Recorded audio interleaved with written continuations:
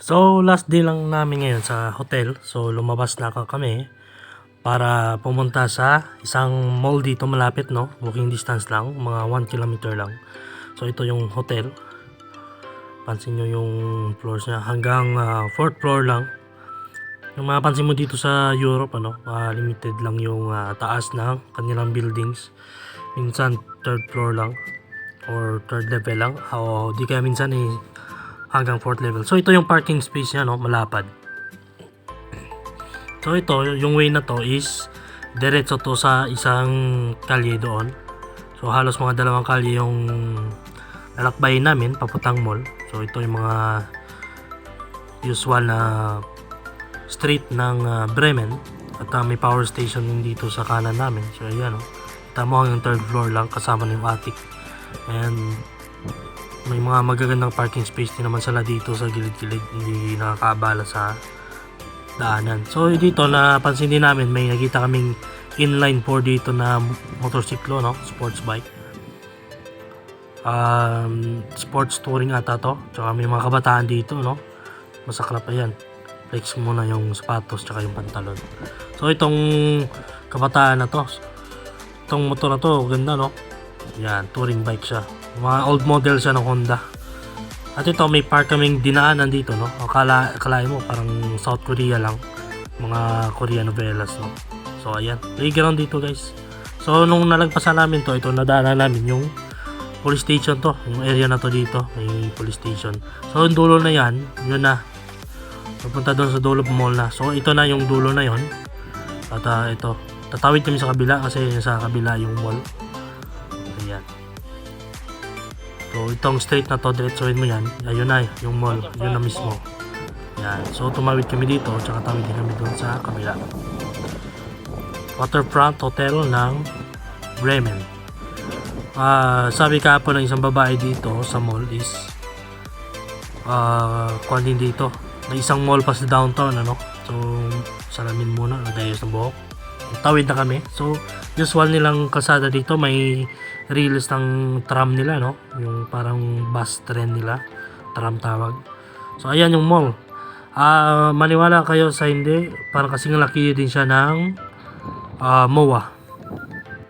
Yes, sa haba siguro kasing laki siya ng MOA. Ang napansin din namin dito is malaki yung kanyang parking space, tsaka yung spasyo sa gilid. Yung likod niyan is ilog ng Bremen. Kaya tinawag siya na waterfront kasi may ilog dyan sa kabilang side ng mall na yan.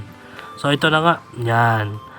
Parang kuwan siya, no? Parang mga mall din sa US, yung itsura niya sa labas. Ayan. So madaming tao daw ngayon kasi Sabado, dagsa yung tao ngayon sa loob. So ayos-ayos ulit na itsura sa namin. Kasi hindi na nakapaglamos, ano? Mukhang unggoy na naman tayo. So ayun, media market, tsaka ito mga tinignan na pagkain sa loob, may KFC din dyan sa loob, tsaka McDonald's. Yun yung kagandaan, yun nga lang, walang mga rice, burger, tsaka fries lang, oh, yung mga tinda nila sa McDo. Ayan, Waterfront Bremen, usual na mall sa Europe. So, may kalakihan din, hindi ka naman disappoint, no? Parang mall na rin sa Pinas. Next one, yun nga lang, no, hindi siya maganda sa mga tourist kasi unang-una walang kwan dito, walang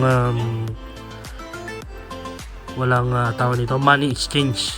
Walang papalitan ng pera dito. Kung dollar yung gamit mo, hindi mo siya ma-exchange for euro. Kaya hindi mo siya magagamit unless na lang kung may credit card ka, no. So ayan, flex na naman ang sarili, check na naman ang itsura, no? Hindi na kapagilamos yung unggoy. Ayun, huwag mo lang chicken, no? Walang magbabago sa mukha natin. So ayun, may Decathlon dito, guys. Alam nyo naman, Decathlon, European brand yan. Meron ng Decathlon ngayon sa MOA, kung maka nyo, no? Kita nyo na-open na yan sa MOA ngayon. So ayun, dito sa Gastronomin, ano ba yan? Gastronomin. Yan, food court nila dito. Ito lahat makikita yung mga pakuan natin sa atin siya, no? Panglagay sa tiyan natin para mabusog tayo. Ayan, nakahilera na. So usual na nakita namin dito is mga Asian food, like yung parang yung pansit,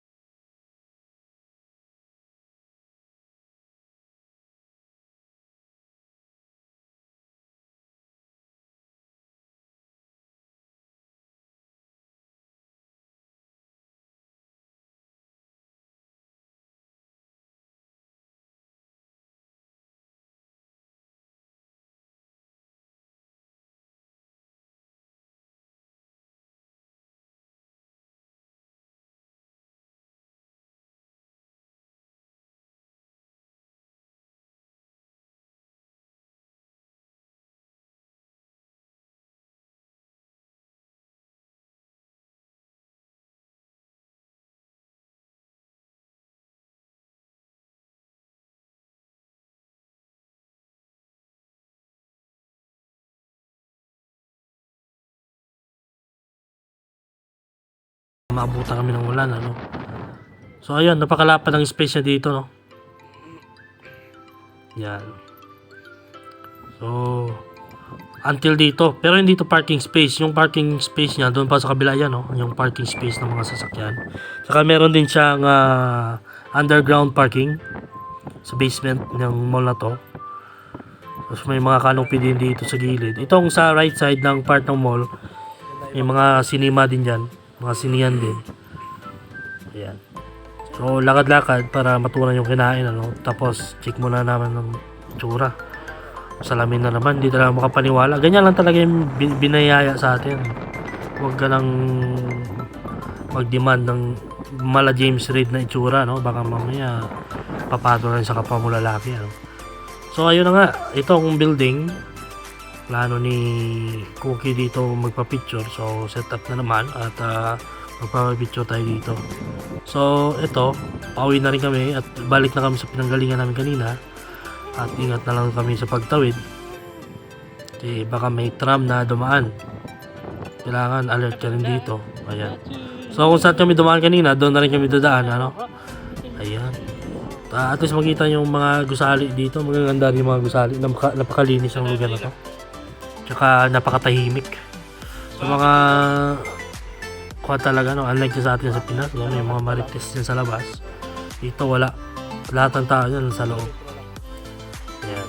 Kaya napakatahimik. Maganda yung kanilang village.